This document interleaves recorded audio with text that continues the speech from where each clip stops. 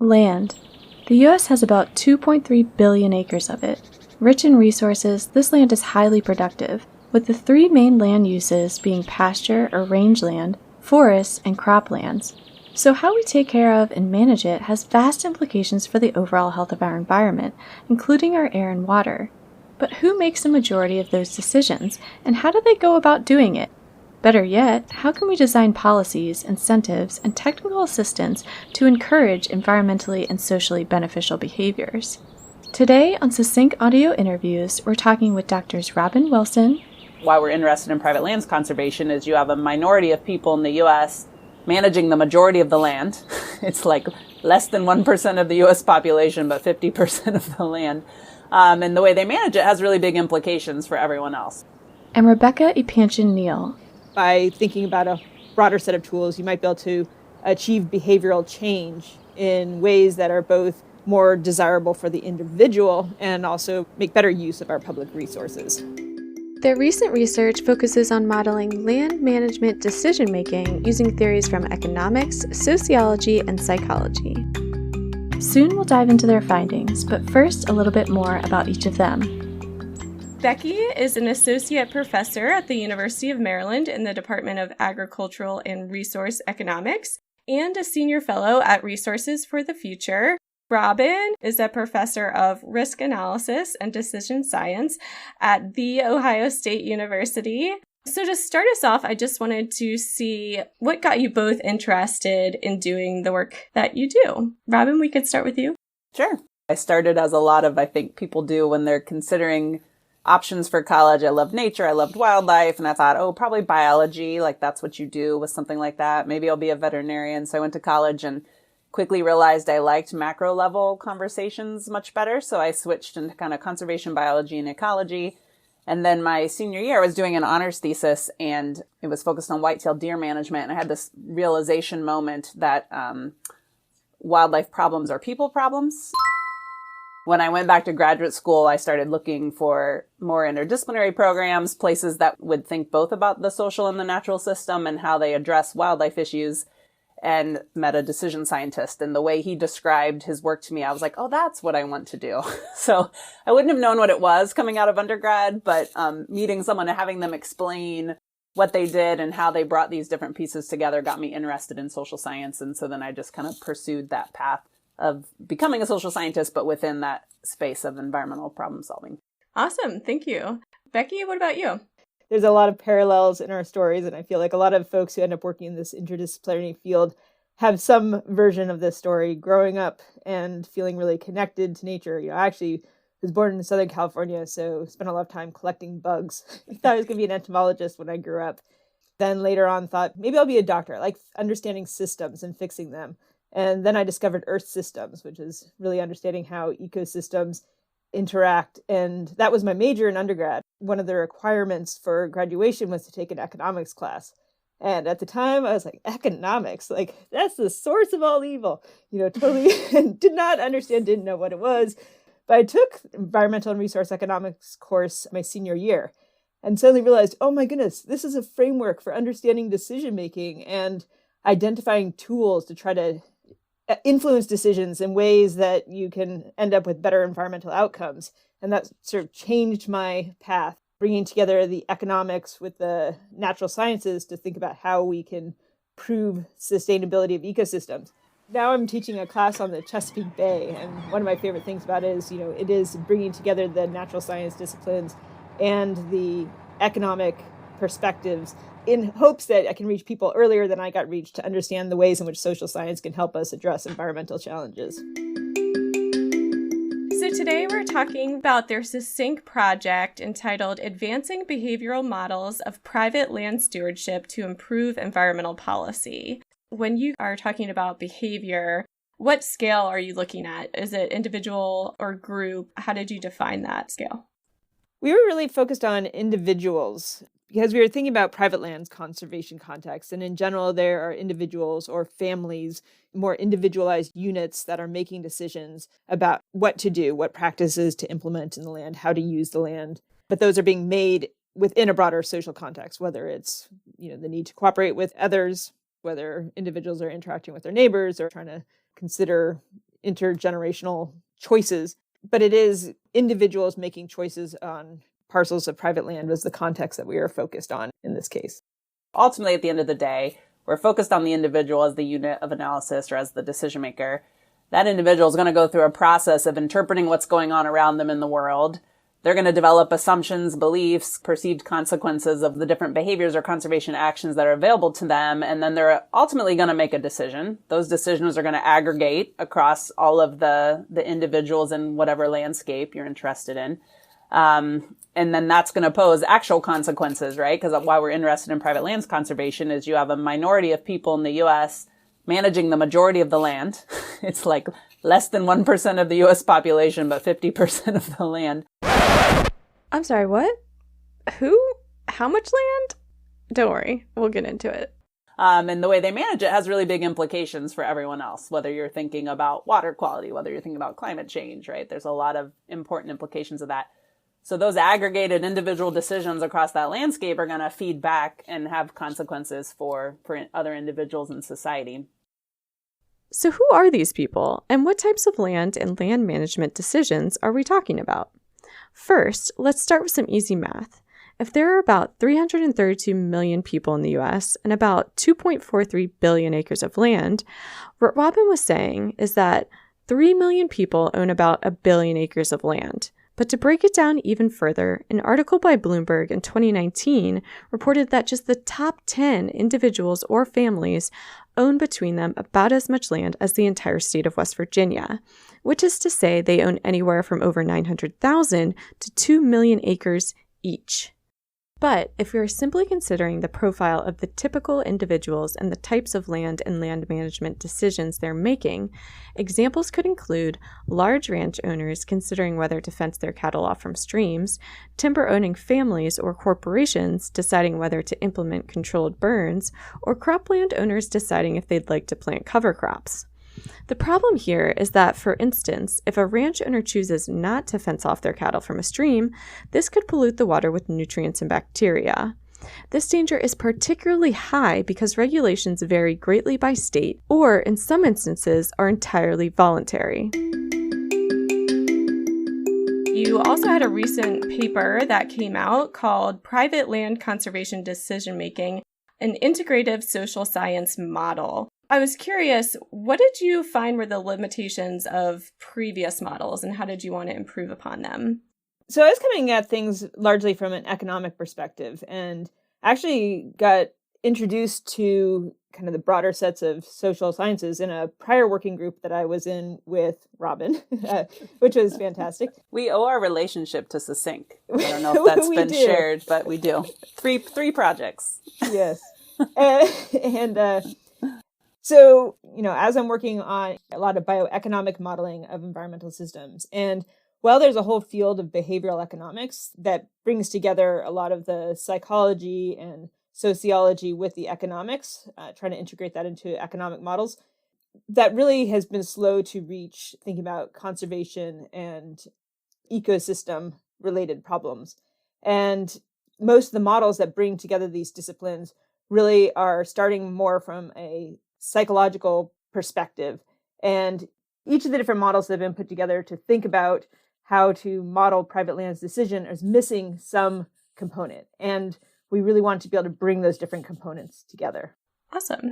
And I might defer to Rob. I think she might have a better descriptor of that. No, I don't know that I have a better descriptor. I think you're right. I think I come from decision science, which is largely judgment and decision-making research, a little bit of behavioral economics. And I would say that generally, coming from more of a psychological perspective, you could even argue that psychology has been very late to the game for a lot of environment and natural resources issues in terms of engaging psychologists and thinking about what role they can play in solving some of these challenges. But now that they're in the game, I feel like there's a bias in some of the literature that I'm used to that has this very socio-psychological focus, and then like a hand wave at other things, kind of a section of a framework or a model that says, oh yeah, and there's other things about the context that might influence people's choices. And you don't know what to do with that. Well, what gets overlooked in psychology is when that individual's going through that process of forming their beliefs and deciding what's consequential or not and how they should think about this decision that they have to make, they're just a person. They're in this bubble, but around them is a million things influencing them, right? From the environment that they're in, what the local water quality is, what the national, regional, and local policies are, what sort of social groups they involve in, and what messages they're getting from them. Their household dynamics, like, am I just a farmer by myself, or do I have a partner who's helping me? And then there's the piece about the individual. So I might form very different beliefs if I'm someone who's older versus younger, right? Or who has a personality type that's very freewheeling and fly by the seat of my pants versus someone who plans for the future, right? So for me, it's been this recognition that in my discipline, we focus on the individual and we wave our hands at these other things that matter. And there's very few thoughtful efforts to bring all those pieces together, or talk about how they interact, or what that integration would look like, and how you would empirically measure that, and what that would mean for how you engage people differently. So this was an effort to start to, like Becky said, pull some of the dominant perspectives together. Certainly not all of the perspectives that are out there. Great. And what are those disciplines that are being integrated in the model that you guys created? We focused, partially due to the expertise of the team, but also partially due to, again, what's dominant in the literature around private lands conservation. So we focused on economics, psychology, and sociology. We had some other members of the team who brought in different perspectives. We had an ecologist on the team, like a more traditional ecologist. We had someone from more of an anthropology sort of background. And so there's certainly other perspectives that are very relevant to this within the social system, and obviously the full natural system. But we decided to focus on these pieces that seem to dominate the literature, and also have some natural integration points that we could further develop. Great. And were there any challenges in integrating these fields? I'm sure there were. That's a funny question, in that we came into this thinking, our first meeting, we'll spend the first day getting everyone on the same page, kind of put our model together, and from there we can then launch into the policy tools piece of it and the model development. And lo and behold, we were very misled in terms of what that integration would be like. Each of us was bringing a variety of perspectives together, but we had different languages. Even when we had the same concepts and same sort of theories as part of our background, we often use different words or ways of discussing it. And in other cases, there's entire concepts missing from each person's understanding of the social context, the social processes, that had to be taught and learned in order for us to be able to actually figure out how all of the pieces fit together. Why do you think it's so important that we do integrate these fields to come up with more robust models? I have some thoughts on that, and it kind of relates to maybe my path of how I got here as well, that I came to this realization as more of a natural scientist, originally, that we can't solve environmental problems without attention to the social science. So it's like, first I had to have that realization that, like, we're not going to solve a lot of these issues that I'm passionate about and I'm interested in without people who are paying attention to the human system.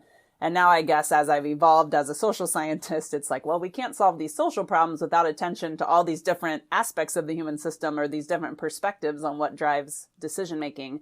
So if we stay, just like we're trying to push people to integrate across natural and social, even within social, there are clear boundaries and silos, and we need everyone at the table to solve these problems.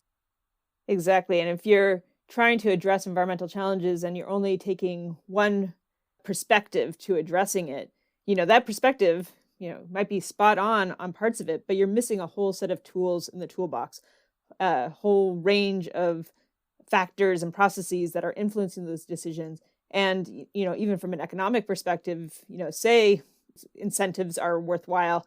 In many cases, incentives may not be enough, and you need to bring some other tools to the toolbox. Or in some cases, you may not need to actually change the incentives, and you simply need to change other aspects of the context or how information is being perceived. And I think you were kind of starting to talk about this a little bit, Becky, but I was just curious, what is the status quo of the relevant policies and management decisions? Like, how are they made now? A lot of the policy process is really dominated by economic perspectives, where we might think about how regulation or incentives, taxes or subsidies or cost share programs might influence decisions and be able to achieve the outcomes that we want. To give you an example of an economic policy tool, let's take a look at cost share programs. Cost share programs pay for a percentage of conservation practices that are established and maintained by landowners.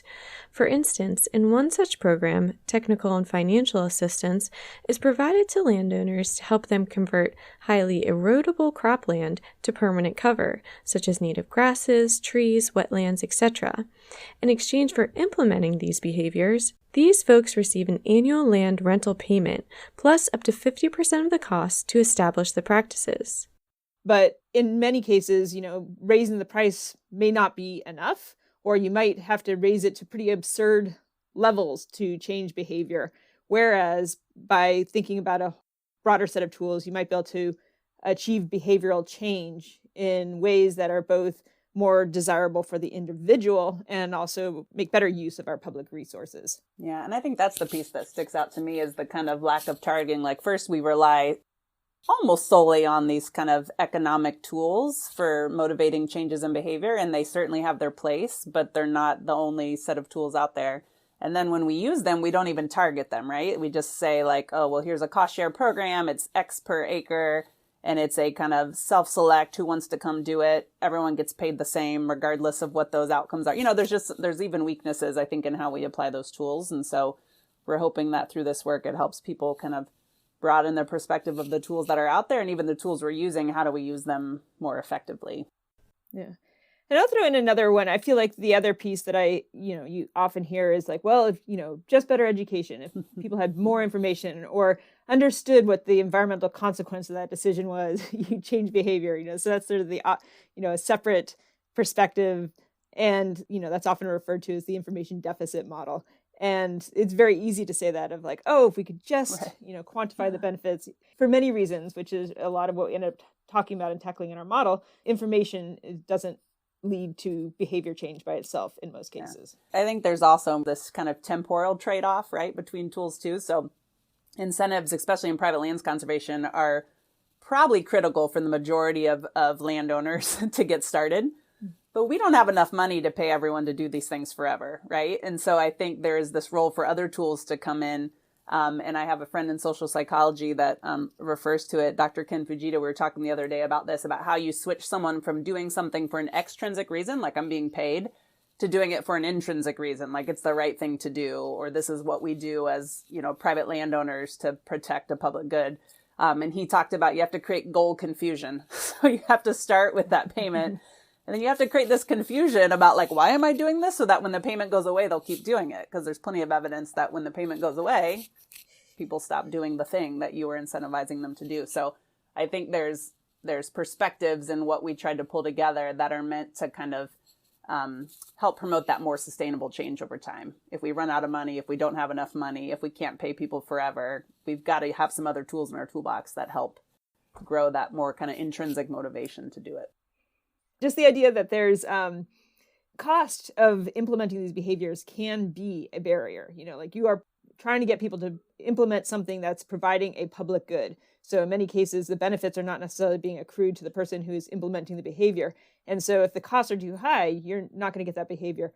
But in some cases, even if you reduce those costs, you still won't get that behavior. So it's both this persistence piece and recognizing that, money is not always the only constraint to encouraging people to implement a behavior. But what are some of these non-economic tools? In their paper, Robyn, Becky, and their colleagues discuss some social and psychological tools that may be useful. For example, by encouraging behavior uptake by key influencers in a community, this can promote more widespread adoption through social connections and social learning. Could you talk a little bit about, from a technical standpoint, how you integrated these methodologies? A lot of conversation, a lot of summarizing and revisiting the literature, and then just iterating. And that's, I think we came in with these grand plans and we'll just throw this framework together and then we'll go do some empirical work with existing data to test it out. Or we'll develop these kind of policy tools that let people use the framework to help identify what's going to be most effective for them. And we're working on those pieces, but we spent a ton of time just all feeling like what we pulled together in this initial paper was really comprehensive without being too much, was still useful. There was I think a lot of iteration, a lot of bringing those diverse perspectives together and talking until you figure out that what we pulled together feels representative, but also feels useful for people. It was really fascinating. Each discipline has a range of different theories or a range of different processes or different factors that are kind of involved. And they interact in ways that you might not think about when you're focused on things from a single disciplinary perspective. And so there was a lot of nitty-gritty about talking about how perceptions are formed and what role do values versus context play in that, and how does that influence decision making. A lot of this we ended up developing using conceptual models, so trying to visually represent how the different pieces fit together. And by the end, I think we had 65 different versions of our model over the course of this, as we just tried to work to make sure that the pieces that everyone thought were important were embedded in that framework. I think it's insightful for your own discipline too, because I find these sorts of teams where I have to learn how to communicate what I think the status quo is in my field or how people think about it. You want to present all the complexity, right? You want to be like, well, I don't know, there's, 50 behavioral theories about how to protect yourself from hazards, and they have all these complex pieces. But I would find myself through this group and other similar efforts, like, you know what, really it boils down to like these two things. Like, do you care about this problem enough to do something about it? And are the solutions perceived as feasible and effective? Done. That's like all of behavioral theory, like wrapped up in a couple statements. I think it's even insightful, and part of that process is figuring out how to take what you think is a complex discipline of perspectives and boil it down into something that actually can be then integrated with these other kind of pieces that people are bringing together. So I often find it even there's that has to happen as well, that you kind of learn how to boil down what you do into something very simple that can be represented along with other perspectives. Yeah. Mm-hmm. And there's a lot of overlap in the disciplines, which was great that you have that overlap between the disciplines. But then when you're trying to put things in boxes and say, well, is the economic perspective represented? And it's like, well, which piece is exactly the economic piece versus, where it overlaps more with sociology or where it overlaps more with psychology, and vice versa for the different disciplines. But rarely do you see all of those pieces brought together. It's fascinating because most of the time the models that I write down are mathematical models, and rarely do I use conceptual models in that same way. So it was a very different way of trying to put equations into boxes and arrows and in ways that can meld the different perspectives. Which I have the exact opposite problem. I never write in equations. I work with a lot of economists who think and write in equations. I do exclusively interdisciplinary work. And so the amount of meetings where we're like, where's the whiteboard? Where's the whiteboard? But usually it's arrows and bubbles. Like, that's how we can communicate with each other, is find a way to like, okay, we have to visualize this and we have to start mapping it out and we'll fix it as we go. So yeah, so it's interesting.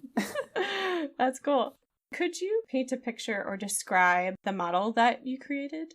Well, you have like the individual making a decision. So we have this box we call belief formation and decision-making process. And so we started thinking about like, what are all those things happening around that individual that are influencing their beliefs? And we've called that box the decision context, where you have these big macro and micro structures that influence the individual. You have things about that individual that are more static, like their sex, like their age while it changes. You're in an age cohort that's static, like your kind of disposition or personality.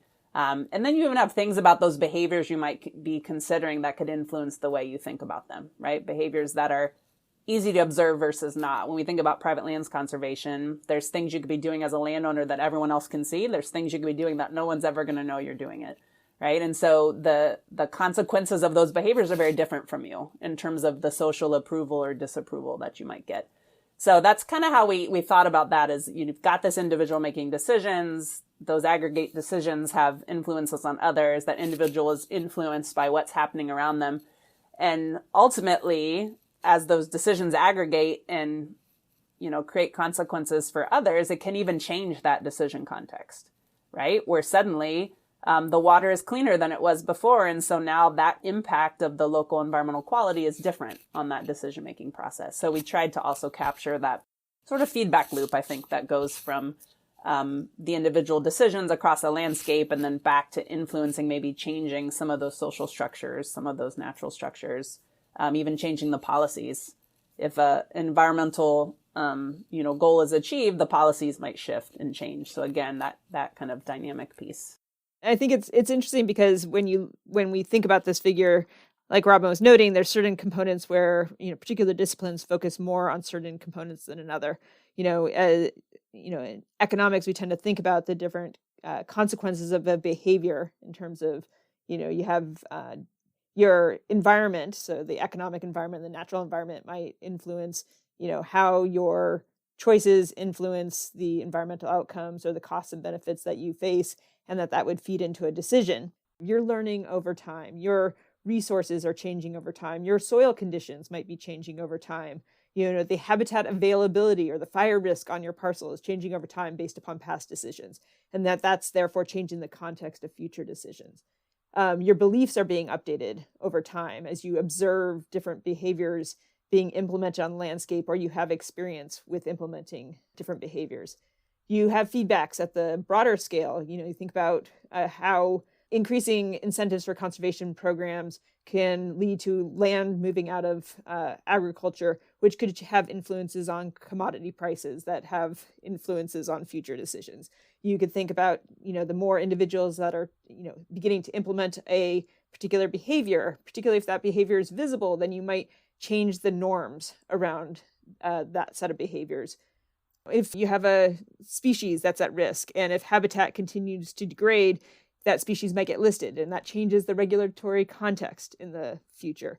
And so you have these different feedbacks that are then changing both the individual's attributes or individual's resources, for example, and that broader context in which future decisions are being made, and therefore changing future decisions. The piece that we often focus less on in economics is how the potential or likely consequences of that behavior may be quite different than the perceived consequences of that behavior. How individuals think about or anticipate consequences can really be shaped by, the social groups that they're in, where they're getting information from, or even their values. How you interpret information is shaped by your initially held beliefs. And that's a piece that, I found a really important and interesting component to feed in. We see that all the time with what news station are people listening to. You're getting your information from different sources, and that can really shape what makes a decision. And also, in economics, we typically focus more on very systematic decisions, where you're thinking about implementing decisions in a very deliberative way versus ones. The cost-benefit analysis. There we go. Yes. Yes. And versus more heuristic ones where look, oh, my neighbor's doing it. Sure. I'm going to see Must be a good idea. Must be a good idea. Or, they're controlling their weeds. I wonder how they do it. Let me ask. All right. That's what I'll do, Yeah. Yeah. I think what we pulled together, like Becky was laying out, kind of points out where the flaws in our own disciplinary thinking are. The psychologist would go, perception is reality. Who cares about the real consequences of behavior? Who cares about the structural context and how it's influencing that individual? All that matters is what that individual believes and how those beliefs translate into behavior, right? There's this very strong focus on the kind of cognitive and affective processing of the individual when they're making decisions. And we wave our hand, there's all this stuff going on, but we don't actually care about that because we're looking at this thing we think is the biggest antecedent of behavior or something. Whereas like a sociologist, which I'll pretend to be for a second and I'm not, would focus more on that context and would go, well, we're going to wave our hand at the fact that there's variation at the individual level, but we're going to talk about how these structural features of the context are driving people's realities and driving the sorts of choices they can or can't make. And it's all right? None of that is wrong. But by waving your hand at one of those other pieces, you're not getting that full picture. I became curious about the relationship between perceived consequences and potential consequences as I was looking at your model. So that's interesting that they kind of either align perfectly or kind of work in opposition. Or they don't. Yeah. Yeah, I guess that's one thing Becky and I maybe didn't call out as explicitly, but in our framework we have, there's these potential consequences of behavior that are, a potential reality coming out of the decision context. So based on the current state of the environment, based on current policy, based on a variety of, again, things that are kind of known.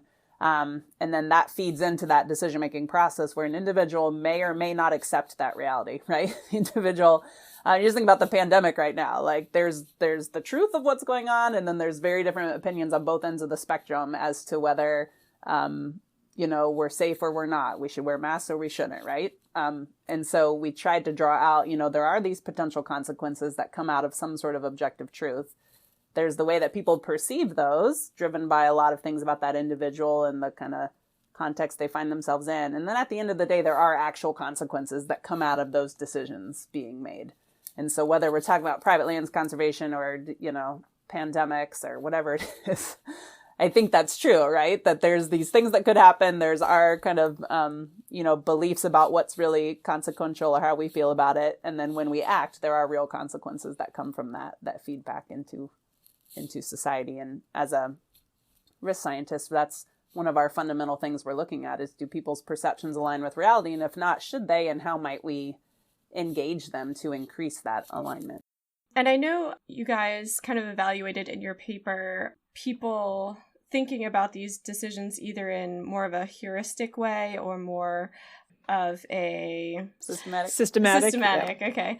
So could you talk a little bit about that difference? And I'm curious, do some people fall harder on the spectrum in one way versus the other? And are there some people that are sort of in the middle and make decisions based on both of those things? So for definitions, yeah, you could almost think about it. One is being like sitting down and having a spreadsheet out and you're writing down what all the pros and cons are of a decision. And, if in like a business or an economic context, you'd be actually writing down, perhaps like financial costs and benefits of different choices, but you thinking more holistically about the range of pros and cons or costs and benefits of a different decision, like actually writing them down and weighing them in a very systematic format versus making a more heuristic decision. And there's a whole range of ways to make more heuristic decisions that are based, that can be based more on emotion or by looking around and seeing what others are doing. So more of a social learning type approach, or more of a satisfying approach where, once you figure out a choice that will be good enough, go forth with that. I think there are ranges. People tend to be more on one side of the spectrum or another, but it also varies a lot depending upon the type of decision that's being made. Yeah, I always tell my students, we all have the ability to do both, right? That's how our brains are designed and functioned. And in reality, we use the heuristic approach more than the systematic one. Because if you think about the decisions you make over the course of a day, from the time you get up to the time you go to bed, if you had to make a spreadsheet every time you made one of those decisions, you would be in a world of hurt. So we've, evolved and adapted to have these little mental shortcuts that actually help us navigate the world pretty quickly. And that's great. I want to use those when I'm ordering food at a restaurant. I don't want to have to create a utility calculation for every entree on the menu and then decide which one is maximizing my utility. So we have shortcuts, right, that we use based on our past experience, things that have served us well, that have been kind of adaptive. That rule has worked well for me, so I'm going to apply it in the future. And one we worry about, I think, a lot in the environmental context is the human tendency to kind of do everything we can to avoid losses in the near term. That's a very strong human tendency. And so we might look at a decision like, oh, I'd like to eat healthy and exercise more so that I can lose weight, right? Well, that's very nice. But in the short term, what that means is not eating food I like. It means not sleeping in as late. It means not doing a lot of stuff I like. And so my tendency is going to be like, no, I'm going to discount that thing happening in the future. And I'm going to do everything I can to avoid those losses now, which is giving up the food I like and giving up my free time. Right. And so again, it might make sense. It might be adaptive for us to try to get all the good stuff we can right now and not worry about the future. But there are certain problems where that will come back to bite us in much bigger ways. And so I think that's some of the kind of tension for environmental challenges is maybe we do need people to think a little more systematically and learn how to weight those future outcomes more appropriately and learn how to kind of give up some of those things in the near term, even if it's painful. So just making sure that people, if they're using those sort of shortcuts, they're using them appropriately, and they're full aware of what the consequences of those choices are. Because future me might be really upset with current me, when I end up with an illness or I die early from being unhealthy, right? But it's easy to ignore future me and just worry about current me. So that's just one example. There's, like Becky said, there's tons of heuristics out there that have been identified as these kind of shortcuts we use that can lead to predictable biases in our behavior. And again, they're probably great 90 to 95% of the time, but they can get us in trouble for certain choices. What are the big picture goals of this model? What is it designed to do? Yeah, maybe we can each tackle like one of the goals, but one was really to guide future empirical work. So to maybe stop some of the hand waving at the things we know are important, but we don't take the time to like seriously consider them and be like, well, can I capture some of that in the work I'm doing? Can I think strategically at some scale about how those other pieces might interact with the things that I'm typically interested in? So we were hoping to kind of lay out a framework where people could look at that and by no means test the entire model or the entire framework. We're not sure how that would even be possible, but to look at it and very strategically think, like, what data do I have available? What pieces of this structural context might be relevant to what I'm studying at an individual level? And can I measure those things? And can I consider research design that would bring in more of that variation so that I can actually look at how maybe differences in natural capital might interact with the way that a landowner perceives the consequences of their actions, right, across space.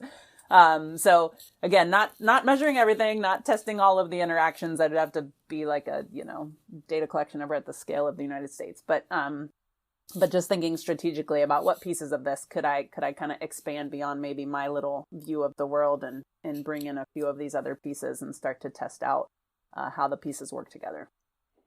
Yeah, and just to build on that piece, also just be able to recognize, like, when you are focusing in on a particular piece, which you may, like, what are the other pieces that might be interacting with that if you fail to account for or fail to consider their influence, are you going to get the wrong answer for the particular piece that you might be focused on? Yeah. And then I think the other big thing that we were hoping would come out of this is to help guide the design of policies and programs that, again, instead of saying, well, we just provide incentives, provide incentives per acre for, farmers to do conservation as an example, right? To think like, okay, is that the main barrier here? Is that really what we need to do? Or is it something else? Or could we use some other tools as well that might kind of shift the social context in some way, that we get more people engaging in that incentive-based program than we do currently, right? So that we get more benefit from that particular tool if we still think we need it. So it's meant to kind of help people almost kind of diagnose, like if you had a checklist, if you were trying to design a policy or a program for a particular group, you'd have this kind of checklist where you could walk through and think like, well, what role is this playing in that decision? What role is this playing? And by doing that, maybe you identify the real pinch points and you realize, oh, well, that's why a critique we hear in the kind of agricultural conservation space is that incentive-based programs don't work because we're not solving the water quality problems. And you can either say, from an economic standpoint, we're not paying them enough, which there's some truth to that. Or you could say, yeah, they work, but we're designing really crappy programs and we're not removing some of the other barriers that are preventing them from engaging in those programs. And so I think we need to kind of take a step back and think more strategically about what's really driving those choices and where are those pinch points and what can we do to fix them or to remove them. The last question, what is each of your favorite things that you get to do with your work? Well, I was going to say, this working group is a perfect example of it. It's getting to work with people, great people who bring diverse perspectives. You're getting to learn new things. And, my favorite part is that generally tackling real world challenges, often working with stakeholders to identify particular challenges and then figuring out how to bring these different sources of knowledge together to be able to address those problems. And so, the fun of learning, but then the actual getting to try to inform decisions that are being made on the ground is very rewarding and fun. Mm-hmm. It is. No, I would say the exact same things. And whether that's like, why do I participate in Succinct projects? Why am I at a land grant institution? Why am I in an interdisciplinary school filled with natural and social scientists? It's all kind of the same. Like, I want to solve real world problems. I want the science I do to translate for decision makers and managers and for people who can, make the world a better place. So that's for sure one of the rewarding things. And if I was just doing research in a vacuum, I wouldn't enjoy it, because I love that science policy interface, but also just the personal rewards of being around cool people who think differently.